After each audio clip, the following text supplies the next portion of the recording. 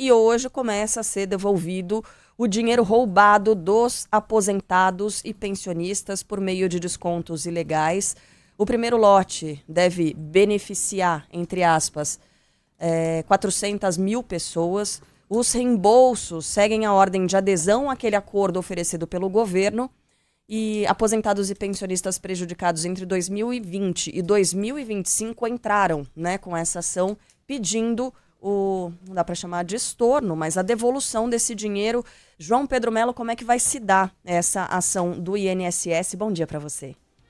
Oi, Carlinha, bom dia a você, bom dia a todos que estão nos acompanhando. Pois é, começa nessa quinta-feira, né? Esse primeiro lote de pagamentos vai beneficiar 400 mil pessoas. Isso é o que a gente obteve de informação junto aqui ao Ministério da Previdência e ao INSS. Quem fez a solicitação primeiro, obviamente, vai receber primeiro, uma vez que esse reembolso está seguindo a ordem de adesão dessa medida. Após essa etapa inicial, os pagamentos vão ocorrer sempre em dias úteis, lotes diários de 100 mil beneficiários. Segundo o governo, o que vai acontecer? Podem aderir a esse plano de ressarcimento, né, aquelas pessoas que contestaram os descontos e não receberam propostas das entidades envolvidas nesse tipo de situação. Quase 1 milhão de pessoas já aderiram à devolução.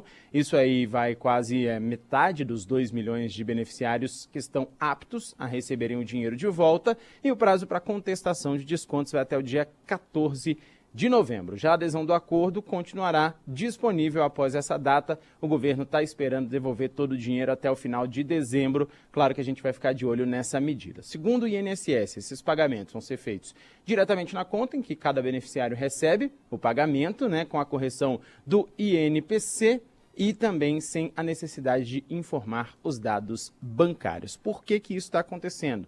Porque essas pessoas optaram por não ajuizarem ações contra o INSS, né? Ou seja, por não entrarem na justiça contra o INSS, mas, lembrando, elas ainda podem entrar na justiça contra as entidades que fizeram os descontos indevidos. A gente vai seguir acompanhando. Isso é importante de dizer, né, JP? Porque para essas pessoas receberem, é parte do acordo que elas não entrem na justiça contra o governo federal. Essa é uma condição. Não entrar na justiça, né? Não ter nenhuma ação envolvendo o PROCON, nada. Mas, em relação às entidades, essas pessoas ainda assim podem manter processos na justiça ou entrar na justiça contra a entidade, ou o próprio governo vai fazer isso?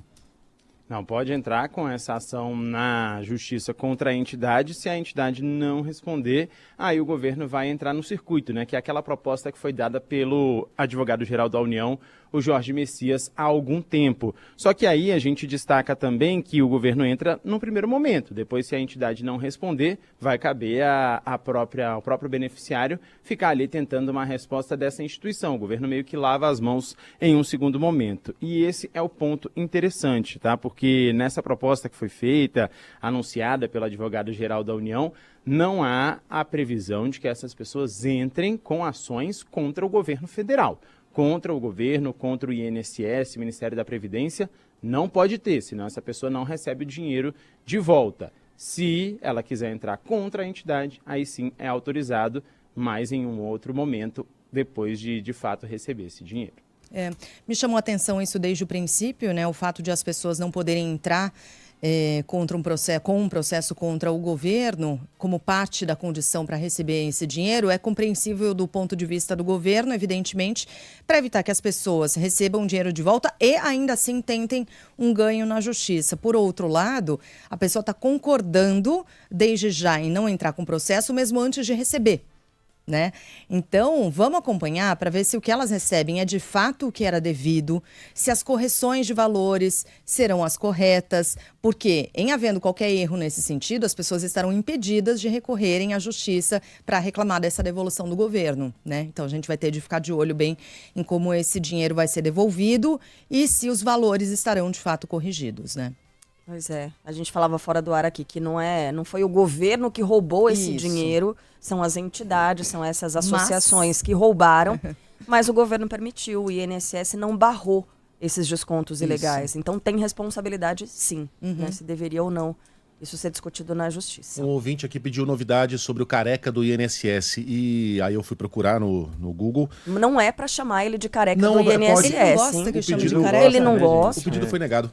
Ah, mentira! Incrível, né? A justiça teve que se pronunciar e falou, não, ele pode ser chamado na imprensa de então careca tá bom. do INSS. Opa, então careca do Porque INSS pode ser chamado de careca do É INSS. uma maneira de você identificar, né?